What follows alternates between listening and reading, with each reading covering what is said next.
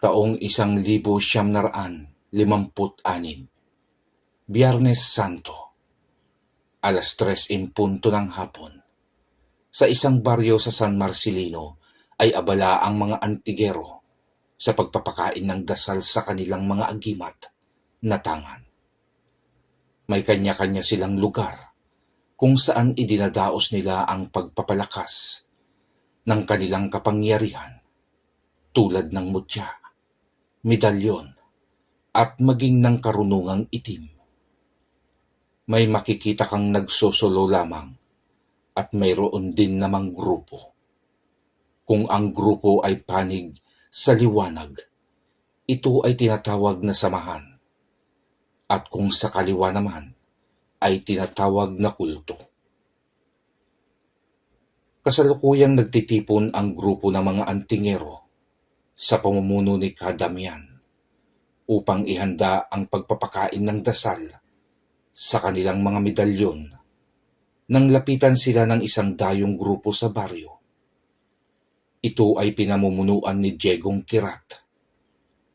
Ang grupo ni Diego ay nakapanig sa kaliwa at tuwing sumasapit ang Kwaresma o mahal na araw, ay dumadayo sila sa mga baryo at hinahamon nila ang mga antingero upang makipagsukatan sa mga tangan nilang kapangyarihan na ibinigay ng kalikasan at kampon ng kadiliman.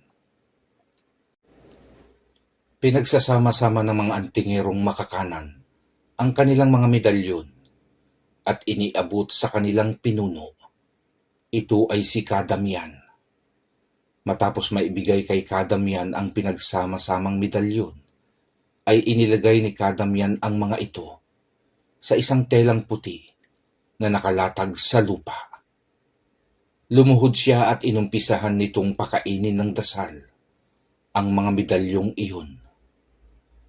Katatapos lamang mapakain ng dasal ni Kadamian ang mga agimat ng kanyang mga kasama, ay siya naman ang pagdating nila Diegong Kirat. Nakahalerang nakatayo ang mga ito sa harap ng nakaluhod na si Kadamian. Kadamian, mas mabuti siguro na ang inyong mga agimat ay hindi nyo lamang dinadasalan. Bakit hindi nyo sa amin subukan? Para malaman ninyo kung talagang mabisa ang inyong mga agimat. Hindi tayo dapat mag-away, Diego. Ang tangan naming karunungan ay para sa kabutihan. Ang sa inyo'y karunungang itim. Maaaring natatakot ka lamang, Kadamian. Natalunin ko ang inyong mga kapangyarihan. Ngayon kung ayaw niyong subukan ang inyong agimat sa amin, ay kami na mismo ang susubok. Diego, baka pwedeng igalang natin ang mahal na araw. Hindi ito ang tamang panahon at hindi ito ang tamang paraan upang patunayan ang bisa ng mga agimat. Ang dami mo pang sinasabi, Kadamian. Aminin mo na sa harap ng iyong mga kasamahan na hindi kaya ng inyong mga kapangyarihan na tapatan ang aming kakayahan. Sa pagkakasabing iyon ni Diego, ay mabilis nitong ikinumpas ang kanyang kamay. Isang malakas na puwersa ng hangin ang biglang nagtulak kay Kadamian. Tumilapon ito at nawalan ng balanse, dahilan upang siya ay tumumba at malakas na bumagok ang ulo sa malaking bato. Nawalan ito ng malay. Isang antingero sa panig ni Kadamian ang bumato ng tigalbo kay Diego. Subalit agad din itong kinontra ni Diego at ibinalik lamang nito ang tigalbong iyon sa lalaki. At tulad ni Kadamian ay parang laruan lamang itong tumalsik. Nagtatawa nang umalis ang grupo nila Diego. Muli na naman nitong napatunayan kung gaano kalakas ang tangan niyang kapangyarihang galing sa kadiliman. Mabilis namang tinulungan ng grupo si Kadamian at isa pa nilang kasama upang maiuwi sa kani-kanilang tahanan. Maswerte namang nabuhay ang isa nilang kasamahan, samantalang si Kadamian ay hindi maganda ang naging kalagayan. Nagkaroon ng namuong dugo sa kanyang ulo. Nang magkamalay kasi ito, ay nakakaramdam ng pagkahilo at matinding sakit ng ulo ang matanda. Hindi na rin nito maigalaw ang kanyang katawan. Sa pagmulat ng kanyang mga mata, ay nakita niyang nakaupo sa kanyang tabi ang kanyang anak na si Simeon. Simeon, anak, sa palagay ko ay hindi na magtatagal ang aking buhay. Iiwan ko sa iyo ang aking medalyon. At pagdating ng araw, ay ikaw na ang magbibigay nito sa taong nakatakdang magmana ng bertud. Bakit hindi na lang sa akin niyo ipamana, itay? Bakit sa ibang tao pa? Wikang may pagtatampo ni Simeon. Anak, lahat tayo ay may katotohanang dapat tanggapin. Alam ng Diyos na hanggat maaari ay sayo ko isalin ang aking kapangyarihan. Ngunit dinaramdam ko, hindi ikaw ang piniling tagapagmana ng medalyon. Sana ay maunawaan mo. Pero itay, kung ipipilit natin ang ating kagustuhan, ay mawawalan ng bisa ang kapangyarihan ng medalyon at hindi mo rin ito magagamit at maaari mo itong ikapahamak. Dahil sa hindi naman taal na sakim si Simeon, ay naunawaan nito ang kanyang ama. Paano ko malalaman o makikilala ang tagapagmana ng medalyon, itay? Sa oras na makaharap mo, ang tagapagmana ay kusang gagalaw ang medalyon. Hindi ko alam kung kailan siya darating. Subalit siya lang ang tanging susundin ng medalyon. At siya lamang ang makakapagpalaya sa inyo sa kamay ng kampon ng dilim na darating upang guluhin ang katahimikan ng ating baryo. Patawad, anak, kung hindi ko na kayo maipagtatanggol. Matapos maiabot ni Kadamian sa anak ang medalyong iyon, ay siya naman ang pagkalagot ng kanyang hininga. Tulad ng ipinangako ni Simeon sa ama, ay maingat niyang inalagaan ang medalyong iyon. Tuwing sasapit ang Biyernes Santo, ay hindi siya nakakalimot pakainin ito ng dasal. Mabilis lumipas ang panahon at 3 dekada na ang nakakaraan mula nang mamatay si Kadamian. Ngunit hindi pa rin nagpapakita sa kanya ang sinasabing tagapagmana ng kapangyarihan ng kanyang yumaong ama. Taong 1986, nang bisitahin naman ng nakakakilabot na pangyayari ang baryo ng San Marcelino, maging ang mga karatig na baryo nito ay nakakaranas din ng mga nakakakilabot na kaganapan. Nag-umpisa ng sumalakay at mambiktima ang mga nilalang ng dilim. Isang gabing kabilugan ng buwan, nagliliwanag ang paligid, habang humahaplos naman ang malamig na simoy ng hangin. Masaya noong nag-uumpukan ang ilang kalalakihan sa harap ng tindahan. Pare, puro ka kwento Nagbababad ang kamay mo sa baso. Itagay mo na muna yan bago mo ituloy ang kwento mo. At kanina pa kami naghihintay, Oo nga naman, pare.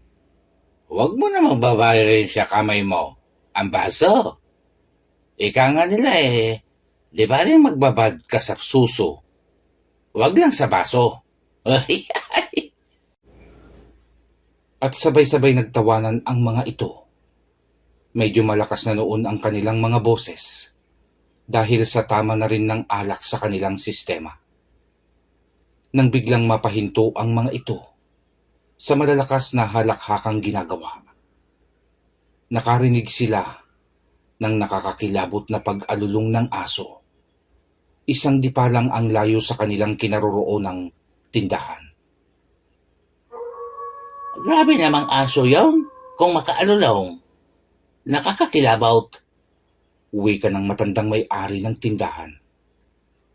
Oo nga ho eh. Akala mo nakakita ng multo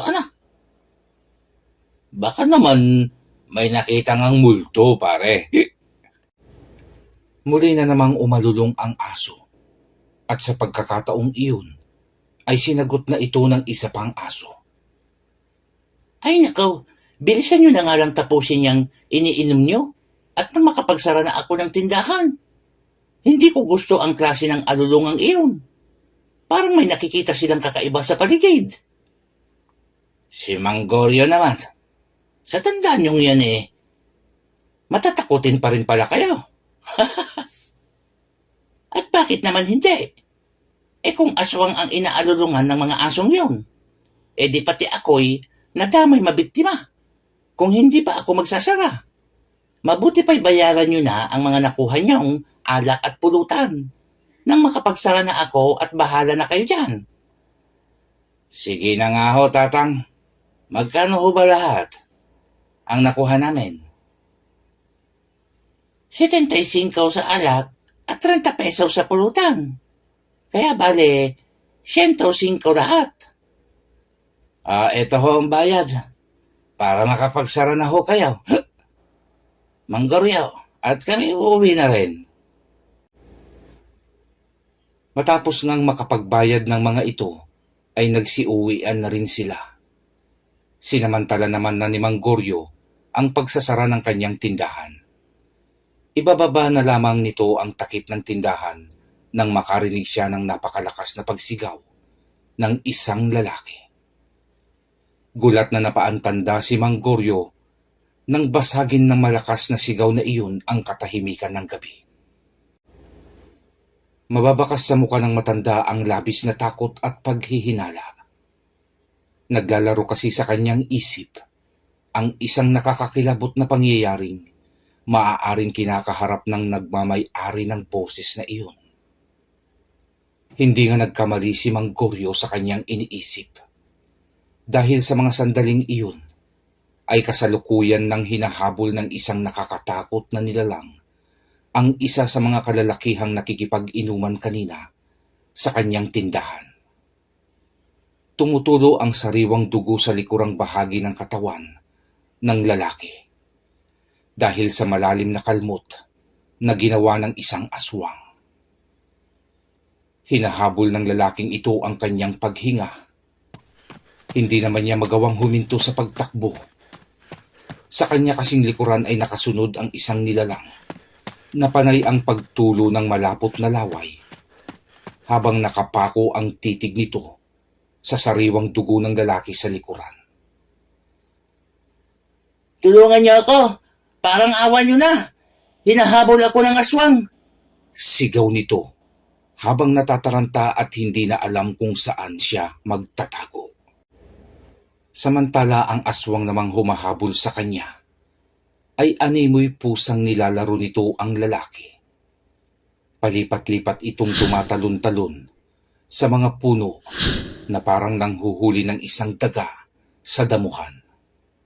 Nang mapagod na ang lalaki, ay habol hininga itong napasandal sa isang puno.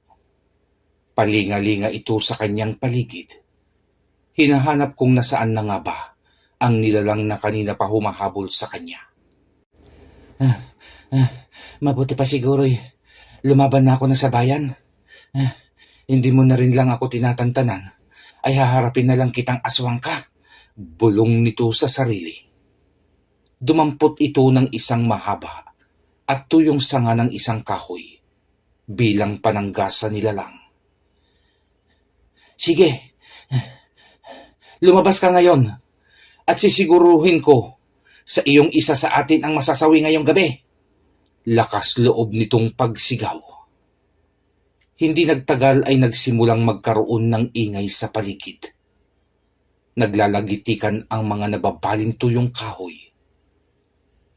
Ang pag-angil ng isang tila malaking asong palipat-lipat ng lugar. Minsan ay nasa kanyang likuran. Minsan naman ay nasa kanyang tagiliran. Ang tila anino na mabilis dumadaan sa kanyang harapan at bigla ding nawawala. Mga eksenang lalong nagbibigay ng kilabot sa lalaking ito. Halos sumabog ang kanyang dibdib sa bilis ng pagtibok ng kanyang puso. Ang tunog na ginagawa ng kanyang puso naman ay tila napakagandang musika sa pandinig ng nilalang, na lalong nagbibigay ng pagkagutom sa hayok na aswang. Habang hawak nito ang malaking sanga ng kahoy, ay paikot-ikot ito. Hinahanap ang kinaroroonan ng nilalang. Nang tila muling tumahimik ang paligid, ay sinamantala niyang muli ang tumakbo. Ilang dipa na lang at makakalampas na siya sa kakahuyang iyon, nang biglang humarang sa kanyang harapan ang isang nilalang na nagtataglay ng mabalahibong katawan. Mahaba ang nguso na may matutulis na pangil at naglalaway na bunganga. Matalim ang mga namumulang mata na nakatitig sa kanya. Sa palagay mo ba, ay makakatakas ka pa? Akin ka ngayong gabi. Ang iyong atay at puso ang magbibigay ng kasagutan sa kumakalam kong tiyan. Pagkasabing iyon ng nilalang, ay singbilis ito ng kidlat na dinuluhong ang nasa harapang lalaki. Sa hindi makakilos na biktima, ay isang malakas na pagkalmot ang pinakawalan ng nilalang. Tumama at bumaon ang nagtutulisang kuko nito sa tiyan ng kaawa-awang lalaki. Nagtalsikan ang malapot, mainit at sariwang dugo ng biktima. Napasa po na lamang ang lalaki sa kanyang nawakwak na tiyan at pilit ipinapasok nito ang lumawit na bituka habang tumutulo ang luha sa kanyang mga mata.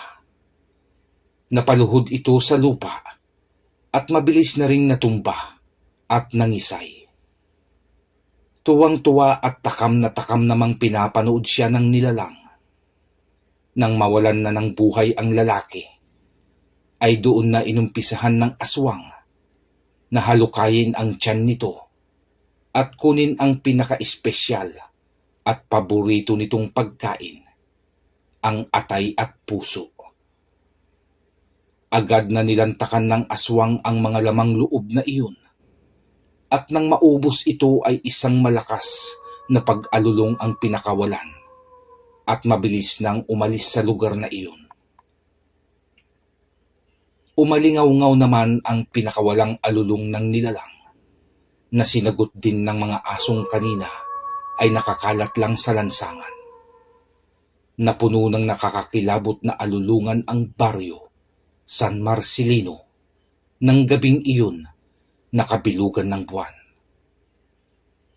Sa labanan ng araw at gabi ay unti-unti naman nang ginagapi ng liwanag ang kadiliman.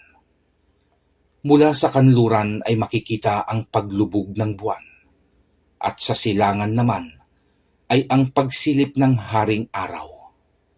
Sinimulan na ng mga matandang ang pagtilaok.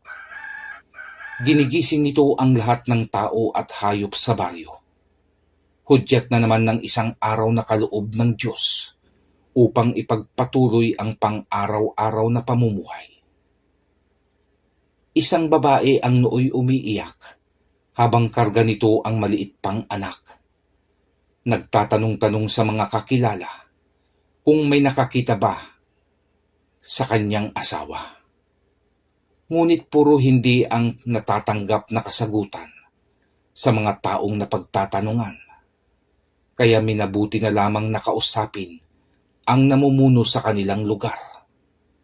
Nagtungo ito sa bahay ng kanilang kapitan upang idulog ang pagkawala ng kanyang asawa. Tao po, Kapitan. Magandang umaga po, Kapitan. Tao po. Pagtawag ng ginang sa bahay ng kapitan.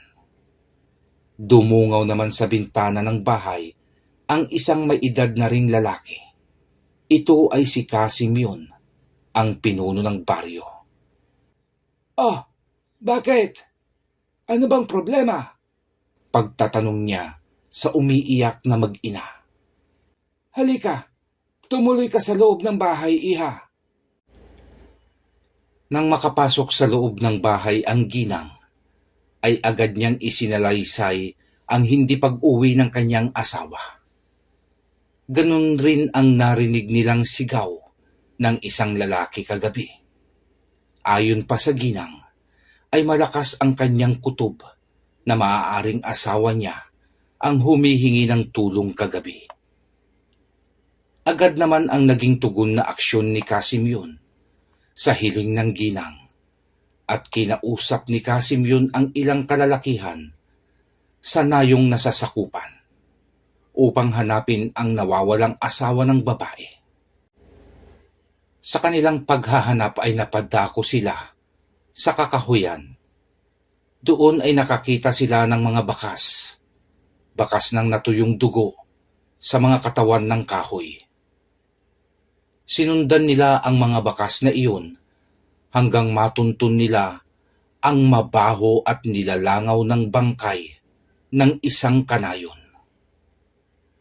Casimyon, grabe naman ang pumaslang sa kanya.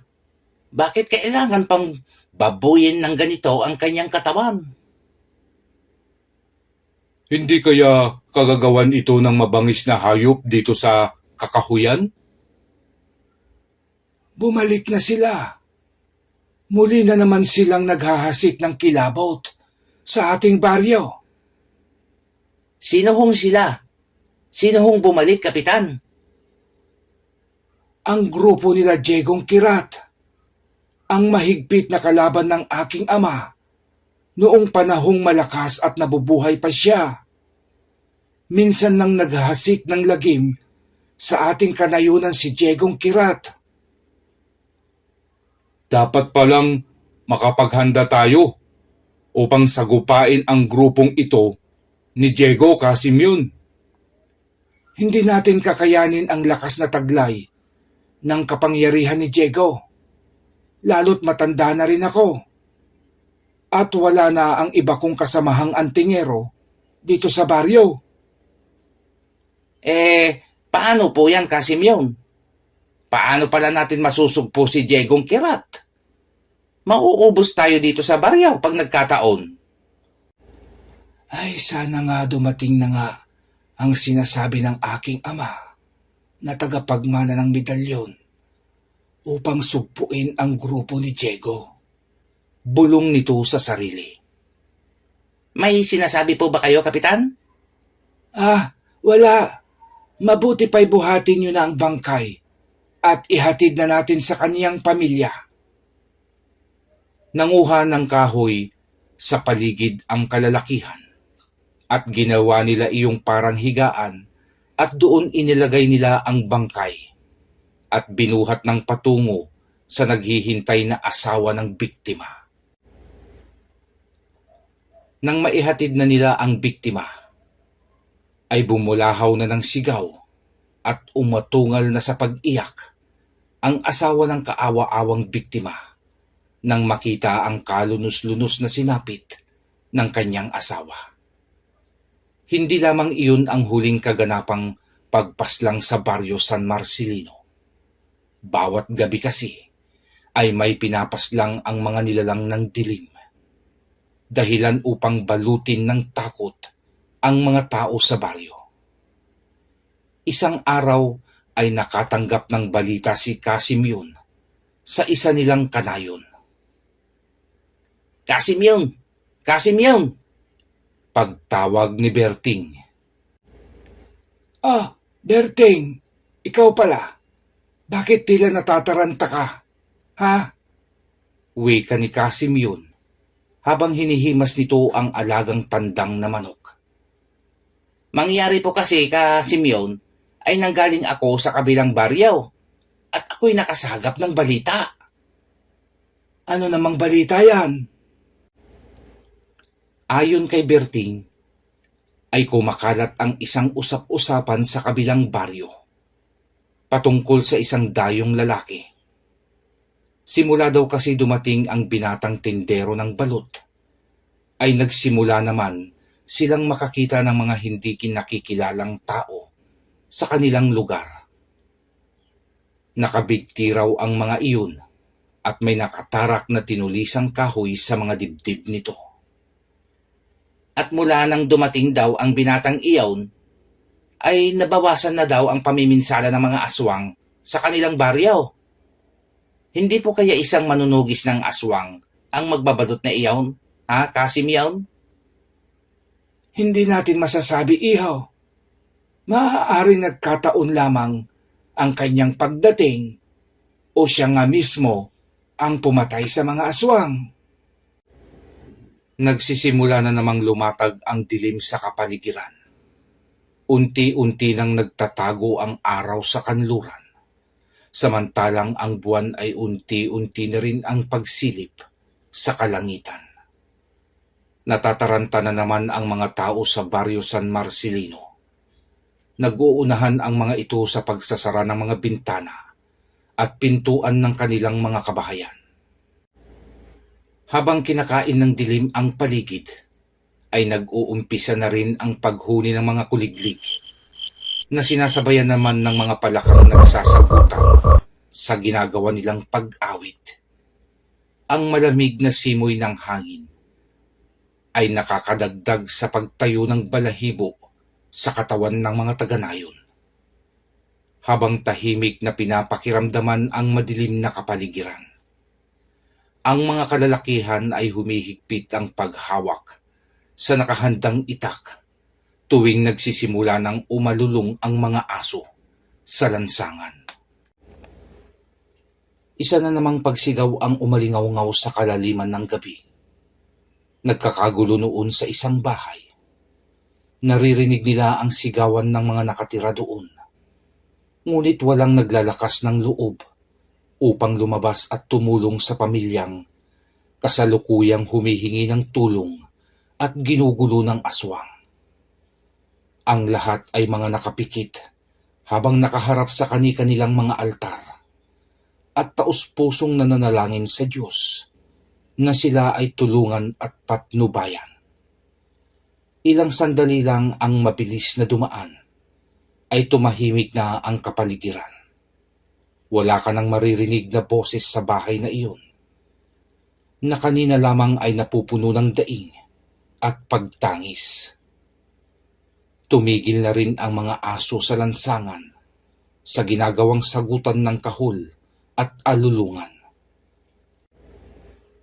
Kinabukasan ay hindi na bago sa mga taga-baryo San Marcelino ang tagpong kanilang muling nasaksihan sa bahay na iyon ng kanilang kanayon. Walang natirang buhay.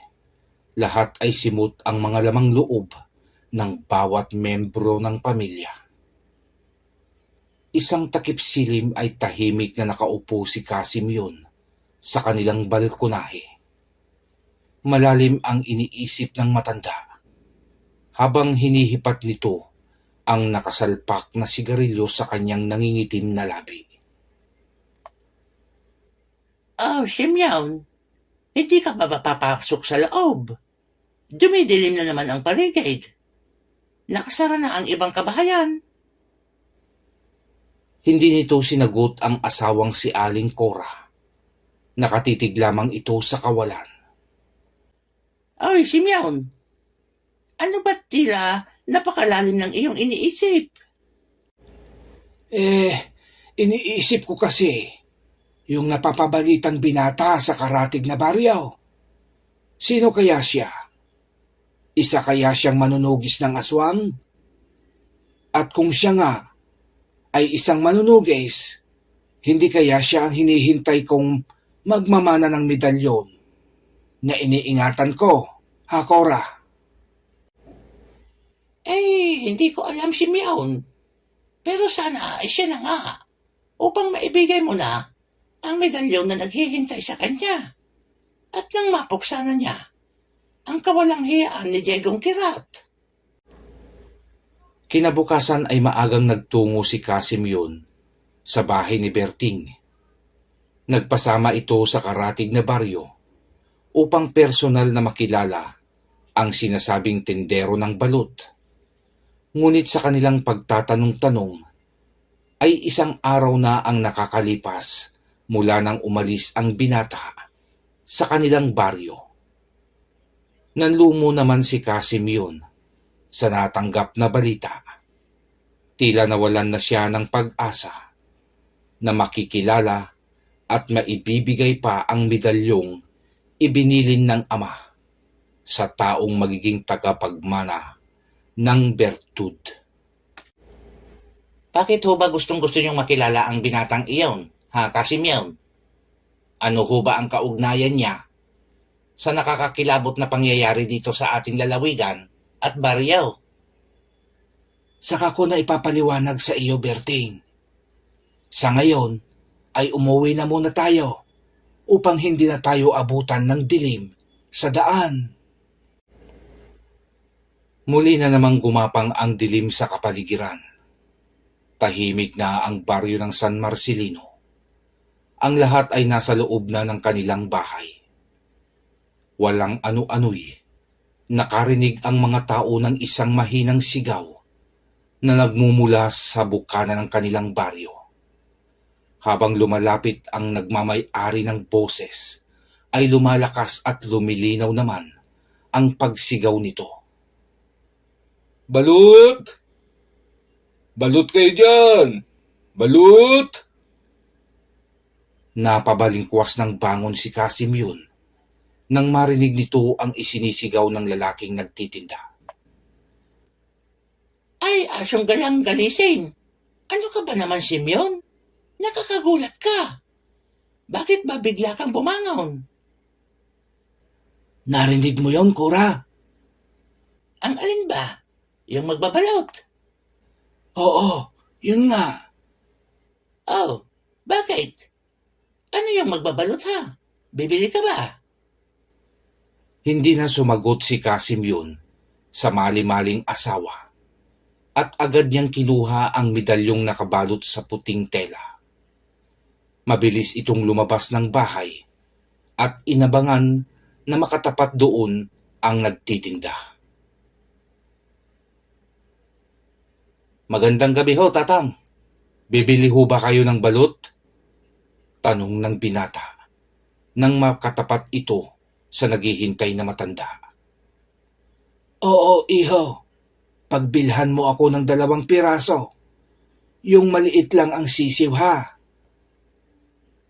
Maganda po ang tinda kong balot, Tatang. Puro po maliliit ang sisiw nito.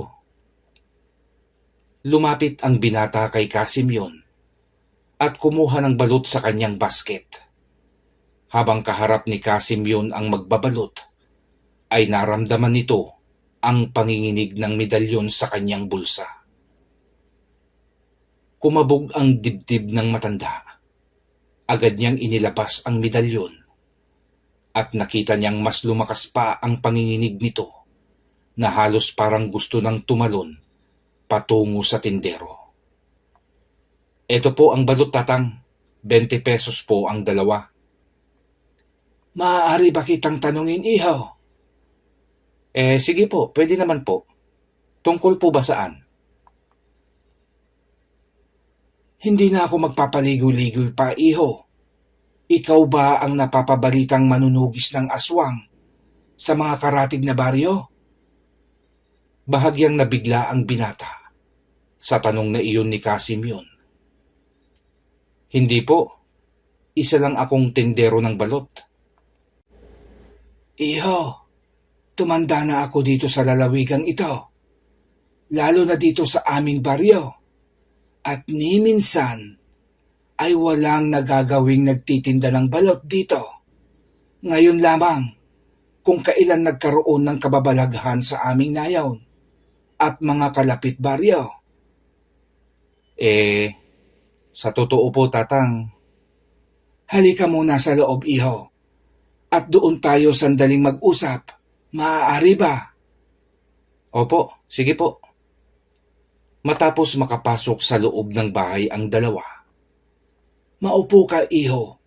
At ipagpatuloy mo ang naputol mong sasabihin kanina. yun nga ho, Tatang. Ako nga ho ang sinasabi nilang pumapaslang sa mga aswang. Galit ho ako sa mga masasama. Sila ang pumaslang sa aking mga magulang. Dahil sa kanila, ay nawala sa akin ang mga taong aking pinakamamahal. Paano niyo ho ba nalaman o nahulaan, Tatang? At bakit napaka-interesado niyo pong gustong malaman? Ako nga pala muna si Kasim yun, iho. At ikaw ang aking matagal nang hinihintay. Ikaw ang sinasabi ng aking ama na magiging tagapagmana ng medalyon. Ho? Ano hong medalyon? Kasi madalas din akong nananaginip. Sa aking panaginip ay tinatawag ako ng isang matandang lalaki. Ngunit tuwing lalapit ako sa kanya, ay may malakas na puwersang pumipigil. Hanggang sa magising na lamang po ako. Ipinakita ni Kasim yun ang medalyon.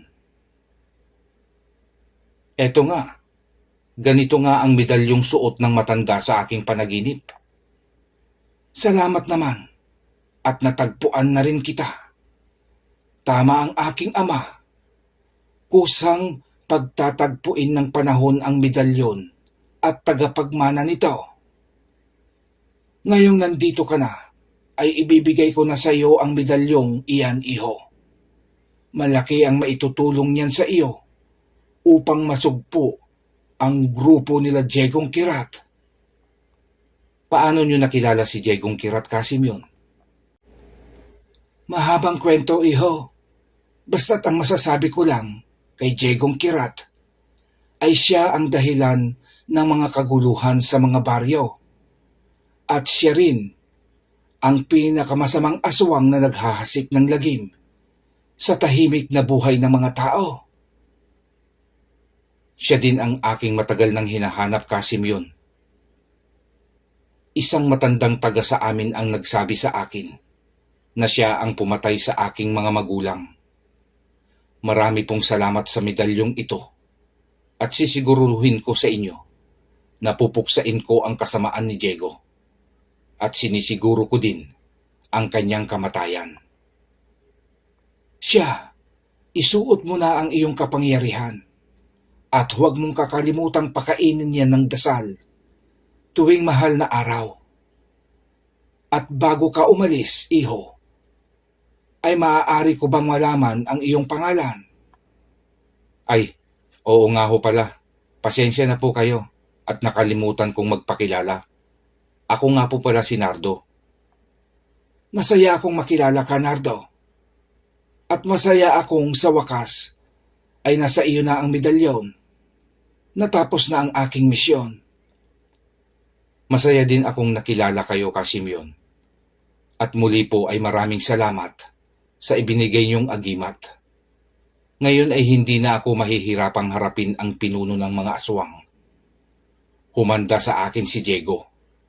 At sinisiguro ko, hindi ko siya bubuhayin sa oras na mag-cruise ang aming landas.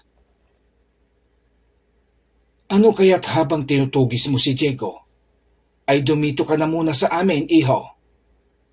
Malakas ang aking pakiramdam na hindi kalayuan sa aming nayon ang pinagkukutaan ng impaktong iyon. Ikinatutuwa ko po ang inyong mungkahi, Kasimyon. Kung hindi po ba makakaabala sa inyo, ay papayag po ako. Hindi, Nardo.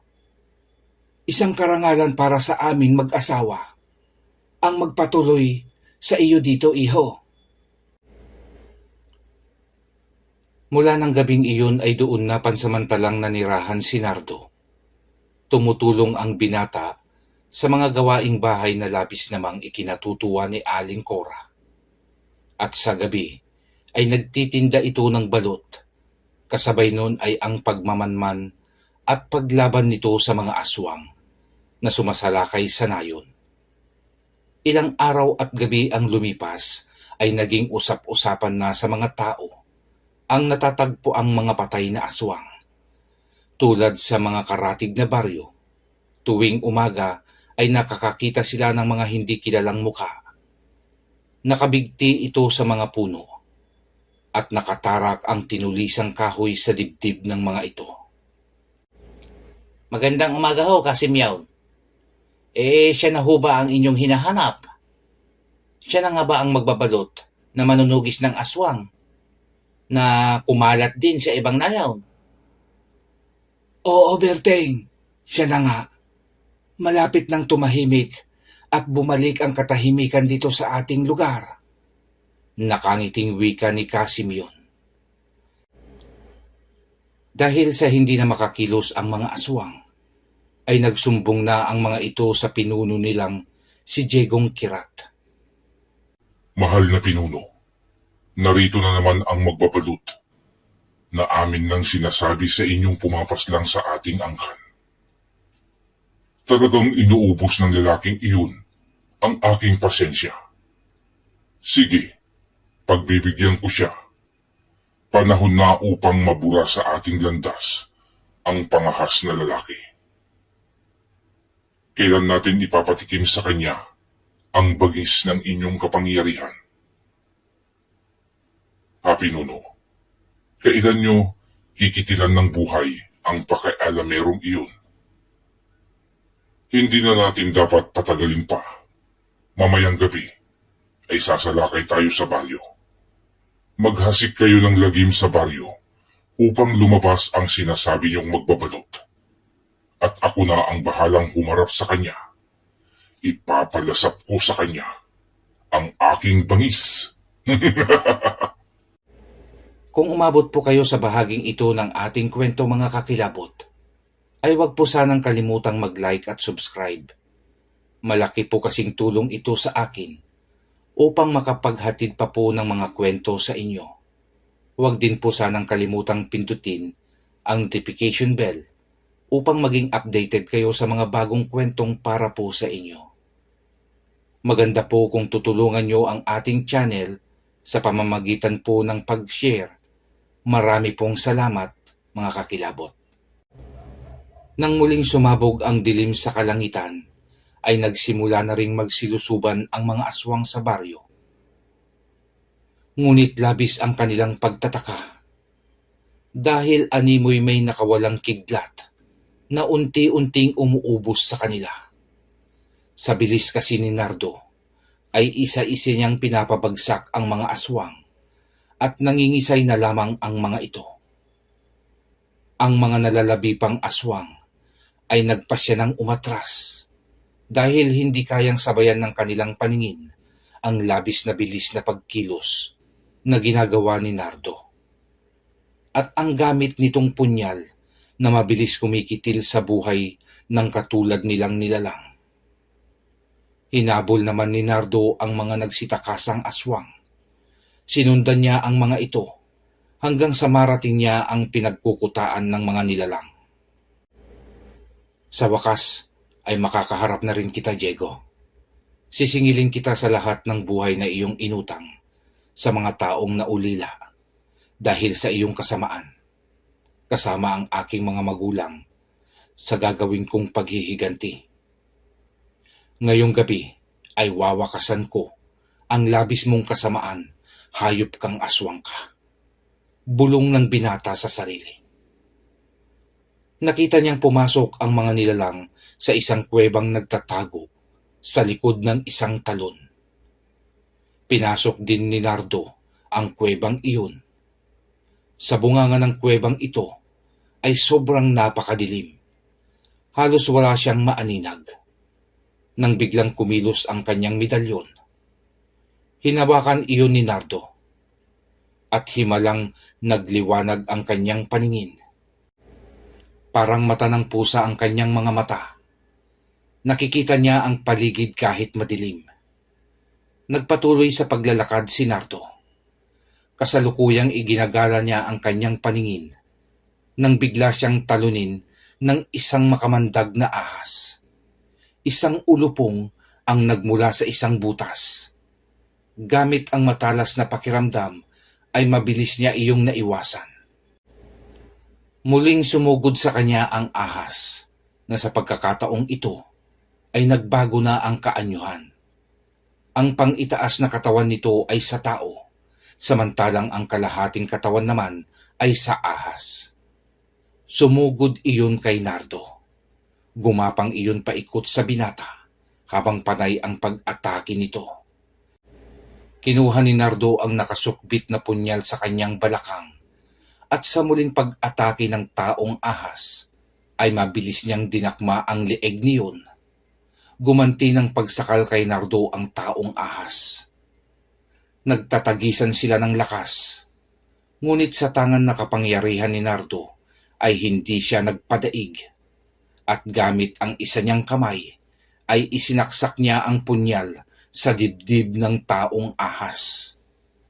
Bumitiw ito sa kanya at hinawakan ang sugat na natamo sa pagkakasaksak ng punyal.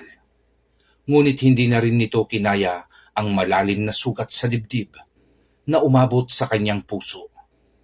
Nagbalik ito sa tunay na anyong ahas at nalagutan ng buhay. Sa pagpapatuloy na pagpasok ni Nardo sa kuwebang iyon, ay nakakaaninag siya ng liwanag.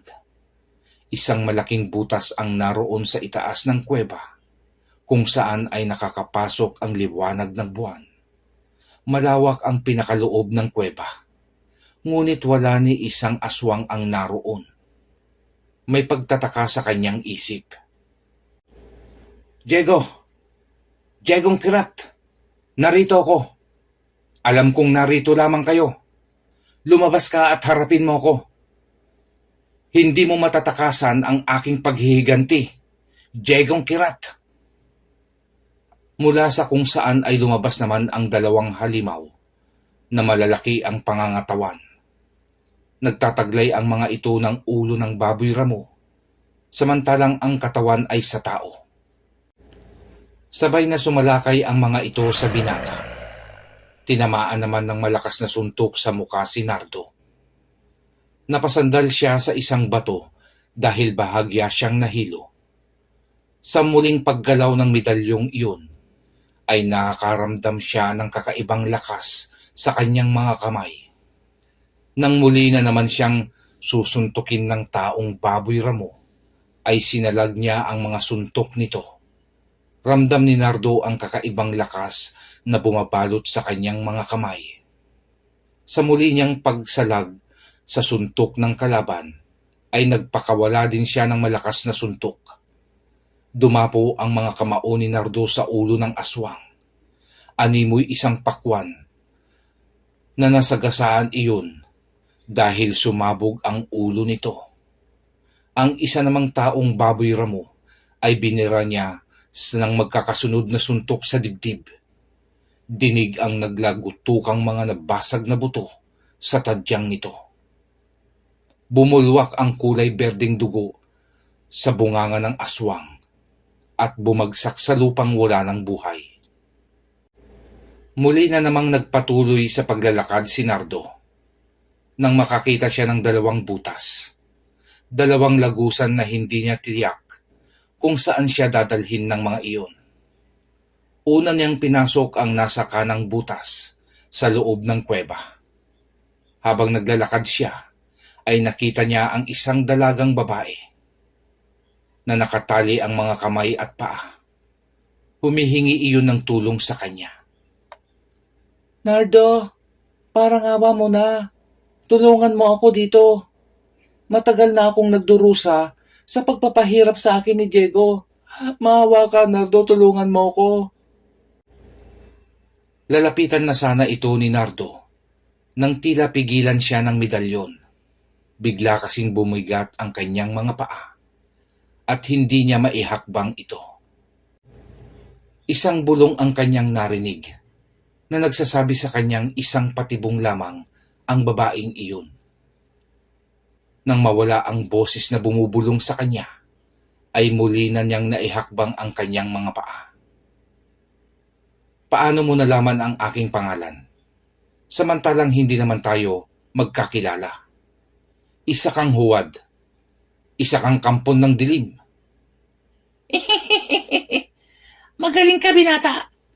Hanga ako sa iyong talino. Wika ng babae, na biglang nagbago ang anyo. Mula sa nakakaakit na itsura nito, ay naging isang nakakadiring matanda. Naglalaro ang mga uod sa naaagnas nitong katawan, habang naglalaway ito na parang takam na takam kay Nardo. Isa kang amaranhig. Muntik mo na akong malinlang, hayop kang aswang ka. Dumaluhong ang nakakapangdiring aswang, at bago pa ito makalapit kay Nardo, ay kuminang ang kanyang medalyon na ikinasilaw ng amaranhig. Nakakita si Nardo ng malaking bato. Walang kahirap-hirap niya itong binuhat at ipinukol sa amaranhig na iyon. Sa bigat ng batong bumagsak sa katawan ng aswang, ay nagmistulang bulok na prutas itong sumambulat ang nabubulok na laman. Sa hindi maipaliwanag na dahilan ni Nardo, ay nagulat na lamang ito nang bigla siyang bumalik sa pinakabukana ng dalawang butas na iyon.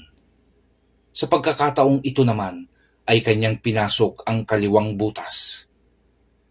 Napakainit sa loob niyon, para siyang pumapasok sa loob ng isang bulkang nagbabaga. Pero hindi pa rin nakapigil iyon sa binatang determinadong mapaslang ang pinakapinuno ng mga aswang. Narating ni Nardo ang pinakaloob nito, at isang lalaking nakaitim ang doon ay kanyang nakitang nakatalikod at parang naghihintay sa kanyang pagdating. Pinahanga mo talaga ako, Nardo. Wala pang ibang nakakapasok sa aking tahanan. Kahit pa aking mga alagad ay hindi nakakapasok dito. Pero ikaw ay heto sa aking harapan. Alam mo ba ang kaparusahan ng iyong kapangahasan? Isa lang ang aking nalalaman sa mga oras na ito, Diego. Yun ay ang iyong kamatayan. Pagbabayaran mo ang ginawa mong pagpatay sa aking magulang. 10 ng mga inosenteng tao na ninakaw mo ang mga mahal nila sa buhay. Wala akong pakialam sa mga taong aming pinaslang at ginawang pagkain, Nardo. Kailangan naming mabuhay at magpalakas ng kapangyarihan. Yan ang mahalaga sa akin. Ang buhay ng tulad mong mortal ay isa lamang pagkain para sa amin. Napakasama mo talaga, Diego. Umpisahan na natin ang pagtutuos ngayon at tama na ang daldal. Mabilis na tumakbo si Nardo patungo sa kinaroroonan ni Diego. Ngunit pagdating ng binata sa itaas ng bato ay nawala naman si Diego. Saan ka pupunta, Nardo? Anong ginagawa mo dyan? Nandito ako sa baba. Nag-isip si Nardo kung paano niya pipigilin ang ginagawang teleportasyon ni Diego. Mabilis muling tinakbo ni Nardo si Diego, at sa pagkawala ni Diego sa kinatatayuan, ay mabilis namang bumalik si Nardo sa kanyang pinanggalingan. Pagdating ni Diego sa itaas ng bato, ay laking gulat nito nang nasa harapan niya si Nardo. Isang malakas na suntok ang kanyang tinanggap sa binata. Dumugo ang tinamaang ilong ni Diegong kirat. Isa pang suntok ang muling dumapo sa sikmura ni Diego, na sinundan pa ng malakas na uppercut. Nahihilong na paluhod si Diego. Ikinuyom nito ang kanyang mga kamao at akmang susuntukin nito si Nardo. Ngunit isang pagsipa ang ipinalasap ni Nardo sa kanya. Tumalsik at gumulong si Diego.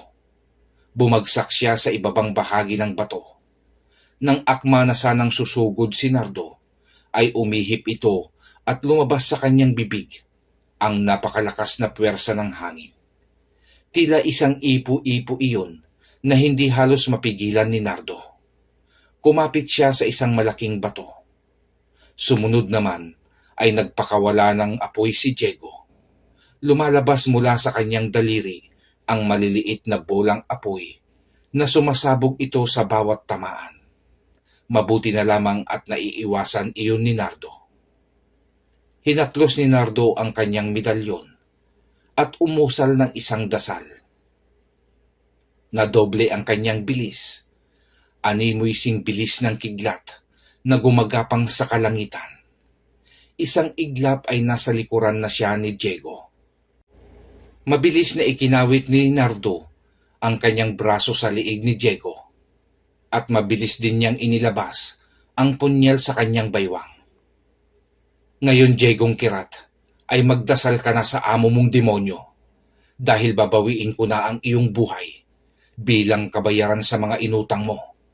Bulong ni Nardo sa tenga ni Diego.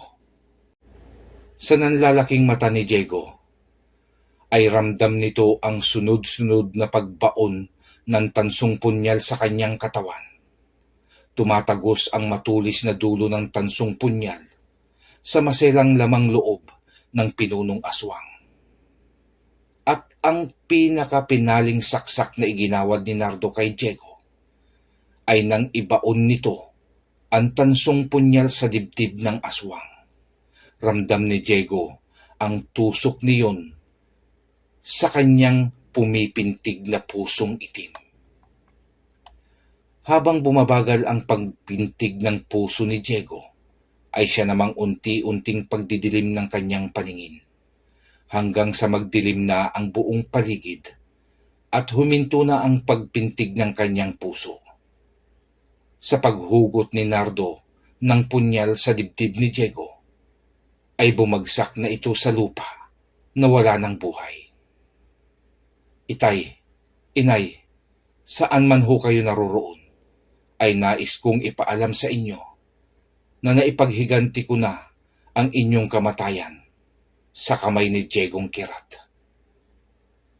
Lumabas si Nardo sa kuwebang iyon at naglakad patungo sa baryo San Marcelino. Inihatid nito sa mga tao ang magandang balita. Napatay na ang pinuno ng aswang na naghahasik ng lagim sa kanilang baryo. Matapos iyon ay nagpasalamat siyang muli kay Casimyon. Sa ngayon ay nakikita pa rin nila si Nardo. Tuwing gabi ay naglalako pa rin ito ng balot sa bawat baryo. Nag-aabang ng mga aswang na maaaring magsimulang muli ng kaguluhan. Sana po ay naibigan nyo ang ating kwento, mga kakilabot. Marami pong salamat sa inyong suporta at pakikinig sa ating channel. God bless po sa lahat.